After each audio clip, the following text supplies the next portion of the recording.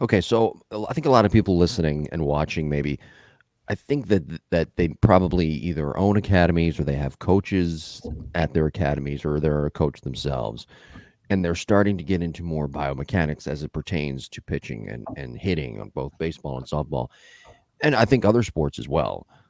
But in terms of baseball and softball, do you feel that you should do that biomechanical assessment after you figure out what the player's needs are, going back to getting that base, or do you go right for the biomechanic evaluation? Or this is the third option. Do you look at a hitter and say, okay, they're this far ahead, now we can get more into the biomechanics? Yeah, it's a great question. And I really like getting to know the hitter first, because Right. I've had hitters come from far away and we try to get kind of everything in all at once because I'm not going to see them in person for a little bit. And we might not be using that biomechanical advantage, or excuse me, biomechanical evaluation necessarily in the first 4 weeks of their training, but at least I have an idea of what it looks like.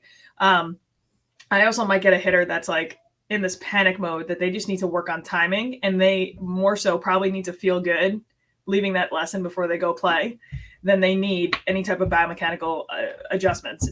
So we do, it is a business. It's unrealistic to say that every single one of your hitters is going to be bought in for the long term and able to come see you or train on their own multiple times a week. So there really is sometimes a hitter that is just in such a bad place emotionally, mentally. Their confidence is so low, and they Yeah. need something that is going to make them feel like they can hit the bat on the sweet spot again.